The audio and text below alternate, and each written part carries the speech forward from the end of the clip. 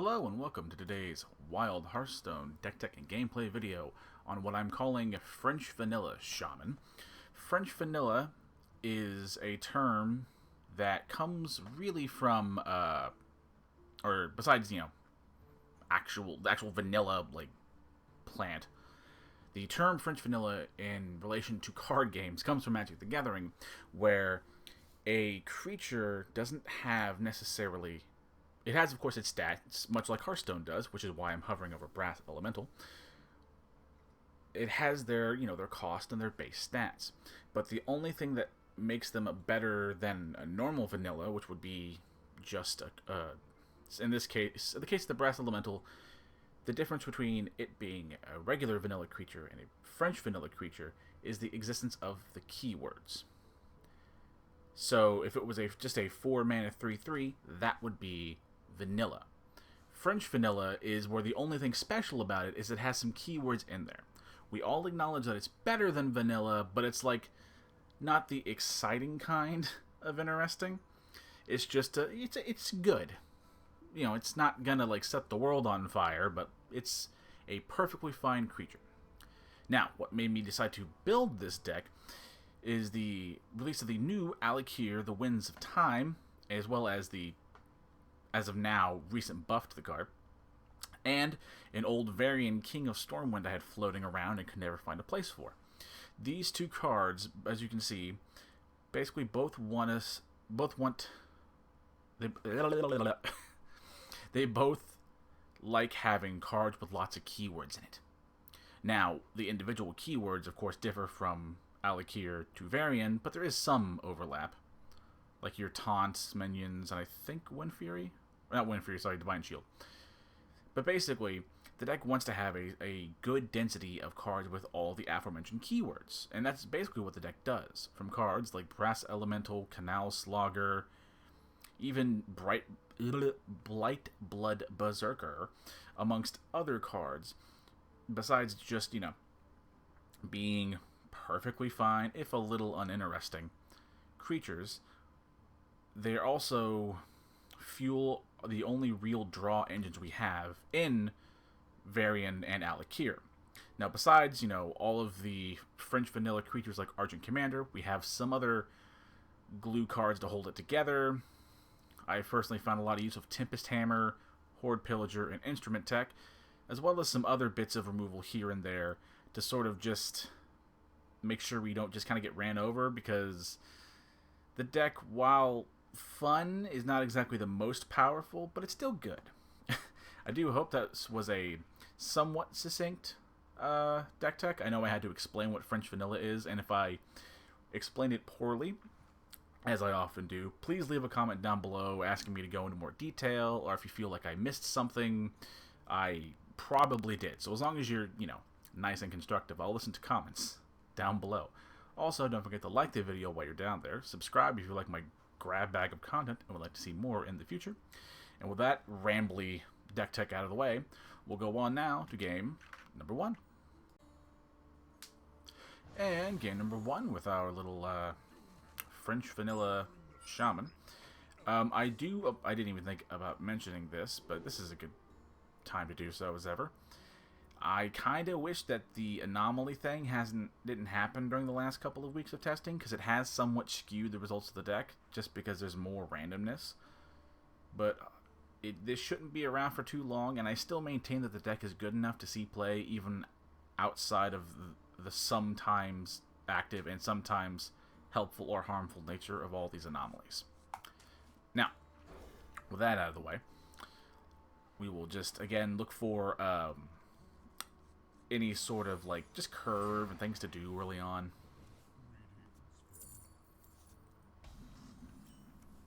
We're not that picky. Yeah, we're drawing kind of heavy here. But it's fine. We'll take that. Have no idea what our opponent is doing, because we just passed on one.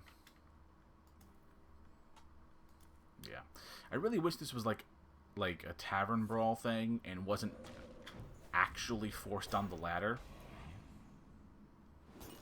I know I sound like a broken record here, but there have also been games that I won because of anomalies or lost because of anomalies that And those wins became, and I'm repeating myself, but they came solely from the existence of the anomaly, either helpful or harmful, and not necessarily because of the deck I'm running. And that's like great for like tavern brawls or whatever twist is, because that mode doesn't interest me. But like I don't like when it forces events on me that change the in-game characteristics.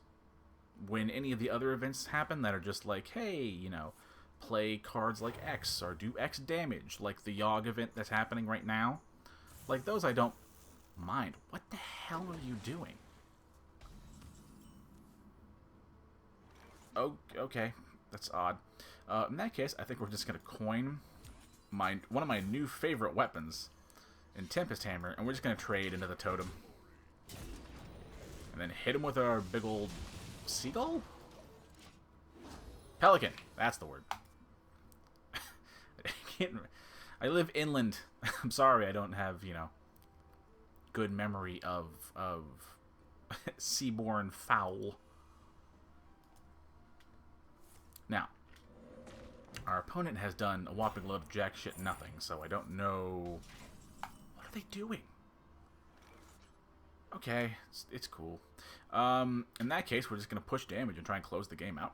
Storm Strike away their little totem. Bonk them for an absolute truckload. And I think it's if you have unspent mana, you get a coin. Yeah. So if our opponent does a whole lot of a nothing burger again next turn, we can always coin and go into the very old school Argent Commander, which I distinctly remember being a very good card back in the day, because I've been playing this game damn near since it came out of beta, I believe. I know I've talked about this before, but one of the reasons why I play Hearthstone and Magic is because for the longest time, Magic didn't have a good online client, and I didn't want to run fucking Modo, which is a mess. So I played kitchen table, or, you know, in-person actual Magic, and played online Hearthstone, and I really still do think that they're both very good games that are different in different ways. Hearthstone is way better in Best of 1 than Magic is, and it's not even fucking close. And Magic, I believe, is better in a competitive environment with sideboards and Best of 3. Again, personal opinion, yours might vary, that's fine. I guess we just coin to do the Argent Commander play. In this instance, we'll trade into the Thing Blow, Tempest Hammer the rest. Just hit it with a big old honkin' Pelican that I remember was called the Pelican this time. They're running totems, but this might be like the slowest totem deck I've ever seen ever.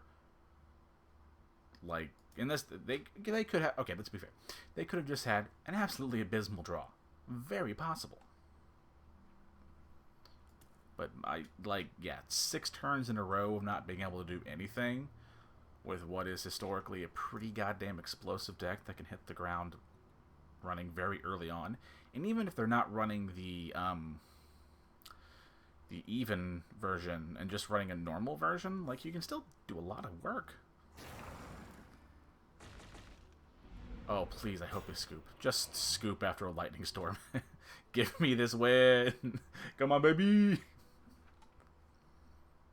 Nothing else? What about that legendary that makes you think, okay, that's something else. I recant my bitching. I think my... Okay. They're cooking now. I think my play remains largely the same. That helps. Helps a lot. Yeah. Guess we can just do an instrument tech. And then we'll just windshield down the thing from below. There's not like a terribly smooth way to do this. I think we just have to trade in.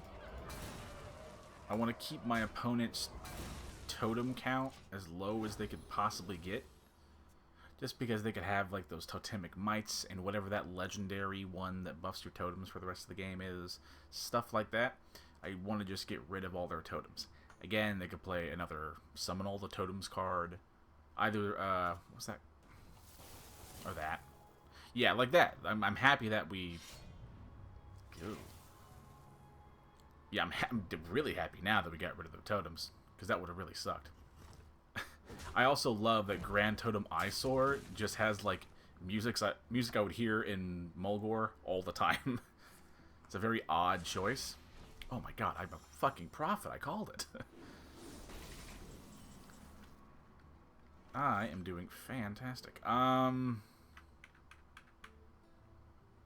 do I do this? Is there any way... I mean, we're still kind of okay. Yeah, you know, just trade here.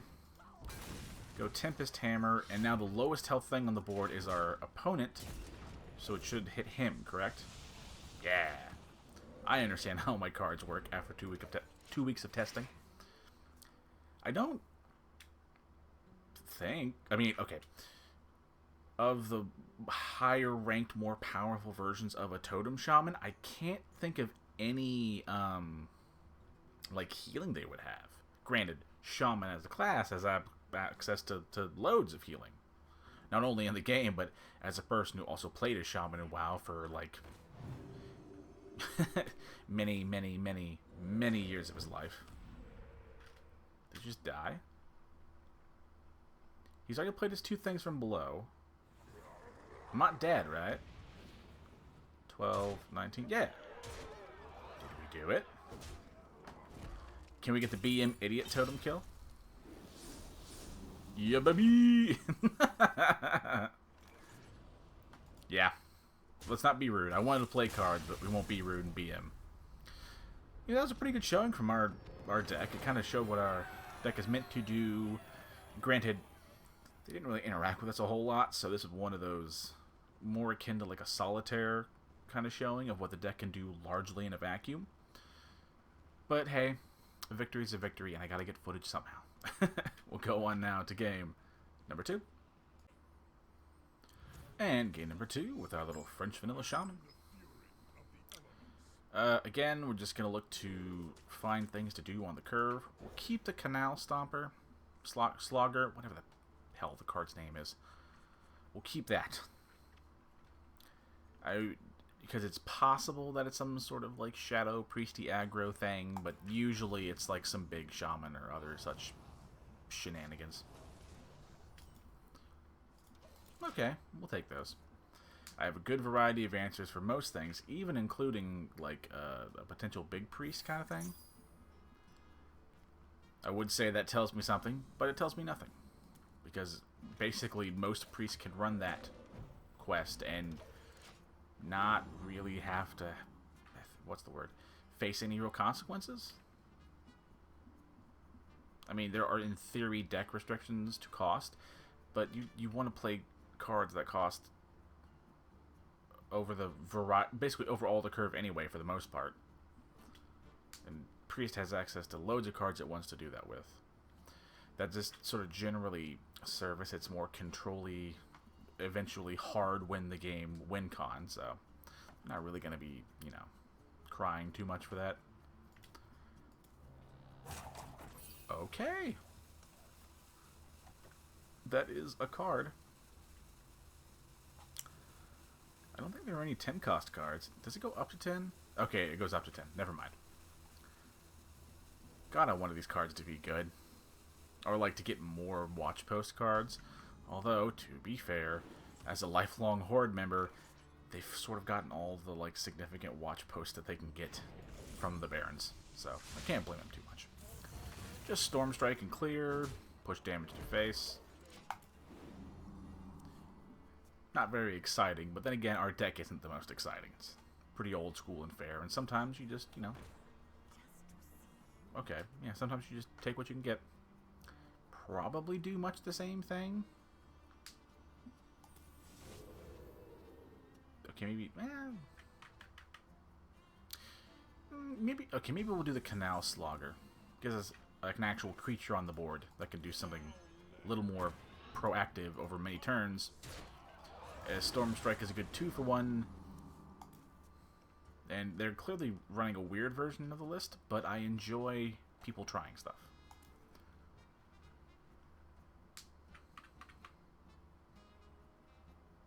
Yeah, I was going to try and think of some interesting commentary, but they're just going to play, you know, generally good cards and try and control and get to the late game. There's not a whole lot of, like, interesting commentary. They're playing a pretty safe control list, which I find personally boring, but even I can acknowledge that, like, yeah, it's good. I guess we'll just, yeah, do the Storm Strike. Just keep pushing damage to our opponent's face, since we're gonna lose in the long run if we let our opponent complete their quest. So if nothing else in the interim, just try and apply pressure. Make them make choices, make them have removal spells. Because if they had the removal spells, they were going to use them anyway. But if they don't have them, we can at least try and push damage. Of course, our opponent is taking their sweet-ass time, which doesn't help. I'm an aggro player at heart. I get I get antsy if shit isn't rolling. Ooh, Lorthamar, that's good. In that case, we'll probably play Lorthamar next turn so that all of our French vanilla creatures we draw with our draw engines are just a little bit bigger. Since we can't rely on their we can't rely on their back-breaking effects, somehow even more generic of a deck. But we can just rely on them just generally having good stats. God, it's so boring. I don't question that the singleton cards are good. I question that they're fucking boring. Like, but I get it. They're a good kind of boring. It's just like, I don't... Even though, like, if I had them, I hate that I admit that I would do this. If I own the cards, there are decks I'd run the things in, but I do still maintain that they can be boring, even though I'd run them. Also, my opponent is not giving me a whole lot to commentate on, so I'm fucking grasping at straws. Yeah, I gotta hex it. And you know what? We will go ahead and Lightning Storm just so I can push this 7 damage to face. This will still let us play either the old Alakir if we want damage, or the new Alakir if we want to fill our hand up. How much damage do we have on board? Representing 8. 8 and 6 is 14. Right? Yeah, 14.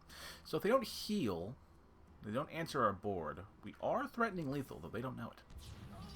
But I was about to say, there's no way in hell they're not going to answer the board.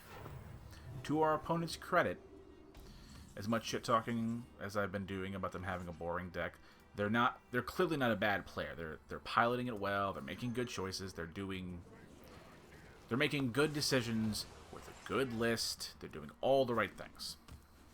They deserve that credit, even with all of my shit-talking attached. Although now we got some really goddamn big Argent Commanders. Damn. Forgot how fast these things sneak up on you. How much damage are we threatening now? 6 there, 8 there. Okay, that's a little odd. I kind of don't care which way it hits. Wait, can I just kill him? 8. Hang on, can I? I can't. 8. And 4. Is 10. I can't kill him, but I can do a lot of damage. Yeah, I think we're just going to play an Argent Commander, play a Brass Elemental, and just ignore the Ragnaros. Like, if they have sweepers, whatever, they were going to use them. But the game is getting longer. Their deck is, even I acknowledge, very clearly favored as the game goes longer. So this is one of those where I talked about it earlier in this game. I know that my odds are going to go down as the game goes on, so I have to try and close this game out as soon as possible. That's fine. It's boring, but it's fine. But yeah, I want to make my opponent get the fuck at it. Yeah, I want to make my opponent make choices. Oh, that's the fucking worst. And make them have the answers like they had. Because if they didn't have an answer here, even if they just silenced my board and healed with a hero power, I would have killed them. So this is one of those. I maintain that was the correct thing to do. Even though now we're sitting here without a sans board, still the right thing all day. I guess, yeah, we just gotta devolve it. The board's too big to let that sit around.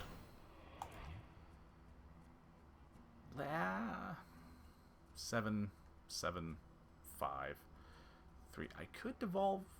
Yeah, you know what? Fuck it. Let's just be boring. Devolve again. Get the fuck. Okay. Sure. So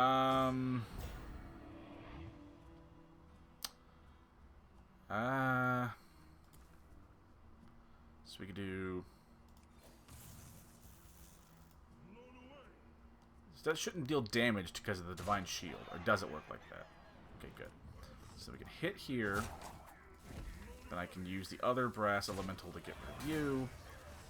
Admittedly, get frozen, which isn't great. But we have a taunt.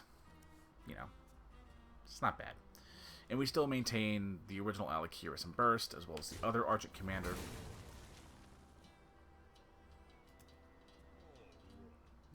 Oh, well, there goes that.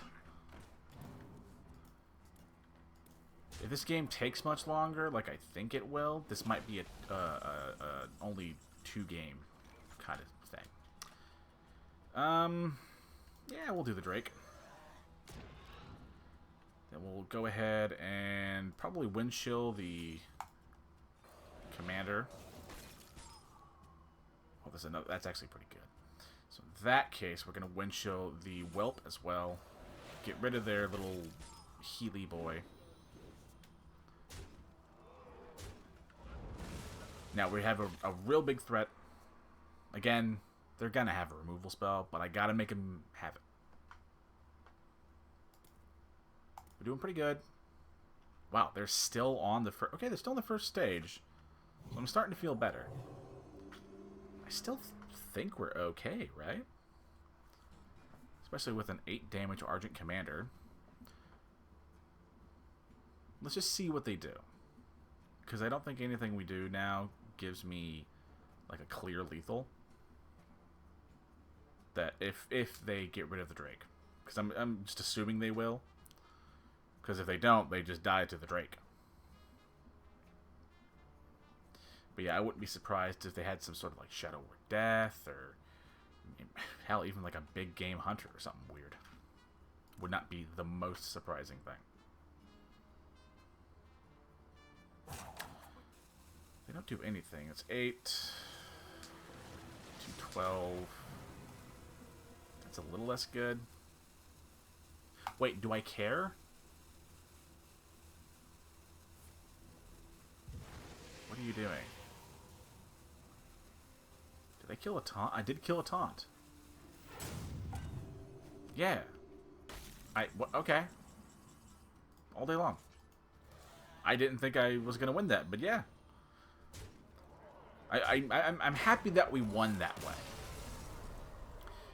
Just because that shows that you got to make them have it.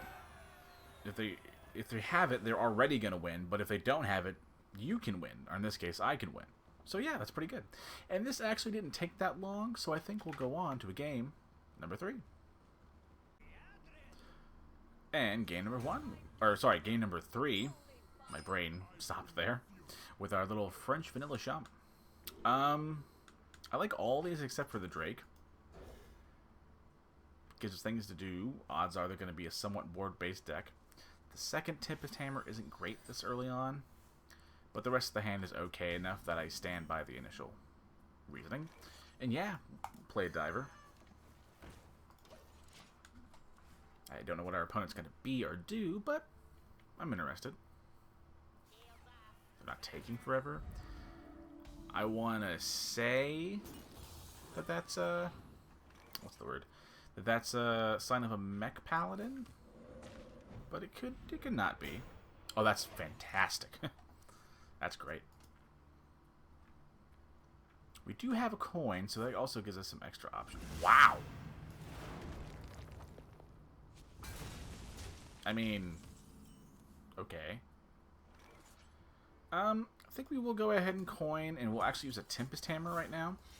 Just get rid of the shield bot. Or shielded mini bot, or whatever the hell it's called. Yeah. Still gives us a load of answers. We can deal with a couple things, or we can deal with a load of things. We have options. Okay. I mean, that'll do it. Yeah, we'll go ahead and play a Brass Elemental. Go ahead and pop both of our Divine Shields. Tempest Hammer into it. Getting rid of the shield on the mini-bot. I guess there's a possibility that it could be some sort of like Divine Shield Paladin, which would be interesting. The old, nope. Okay, I mean, it could still be that. That doesn't necessarily discount that. But it does kind of crap all over my predicaments. We'll go ahead and play the Brass Elemental, and I'm going to keep the last charge of the Tempest Hammer. I just have a feeling that I'm going to need the removal aspect. Now, if they don't do anything this turn, and since we have another one in hand, we can just go ahead and bonk. Hit with our little Wind Fury Brass Elemental. Play another Tempest Hammer, so we have it next turn, and just hero power it up. Our opponent hasn't done enough for me to, like, make an informed call on how I should respond, so I'm just gonna be the aggressor. Now, they could do, you know, I could... Okay, yeah. They're doing things, to their credit, but not enough to, like, tell me anything. Maybe they're also just running a pretty fair list. Like, it has to be said that that is an option. I think now that we're going to assume that they're just doing some equally fair list, we're just going to, yeah, apply pressure. We're in the driver's seat. I don't need to slow down to answer them so far, so I'm just not gonna. It. Huh. That would have been really, really good in this. I don't know about good. Okay, good's a strong way to describe Corpse Taker, but it would have been on theme for goddamn sure. If I had the epics, and I had I known about that, about Corpse Taker, that would have totally been in this list because it's on theme and on flavor. I just, one, forgot the card didn't exist, and even if I wanted to, the video has to be recorded. I also just don't have the dust at this point in time, so that has to be said. Guess we'll go ahead and hex this. Storm Strike the now frog down. I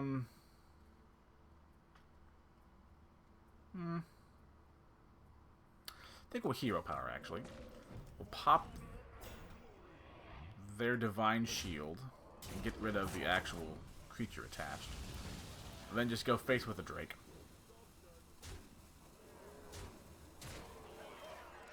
Yeah, if I would have hit, he would have been down to 1, but the lowest health thing on the board. Oh, hang on. Yeah, I fucked that up. I could have killed him. Yeah, I totally messed that up. I'm gonna win, but, like, there was an opening where that mistake could have,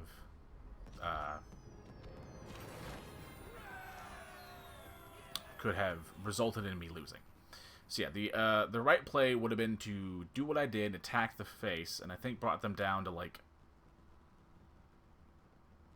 5. Then I would have swung with the hammer. The hammer and the sword swinging would have had me at having 4 attack, which I then would have attacked their opposing hero, putting their hero at 1 health, making the hero the lowest health thing on the board, where the Tempest Hammer's post-attack clause thing would have targeted them, killing them a turn earlier. So even though I won, even I can sometimes spot my own mess-ups. of course, the only difference is this time I didn't get punished for it, which we take those. All day long I take that.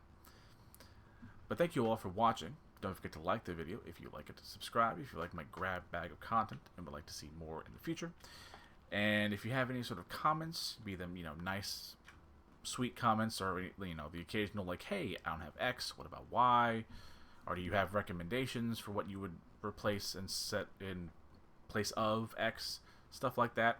I shall do what I can to respond to all those nice comments. Thank you all, and be kind to one another. Bye-bye.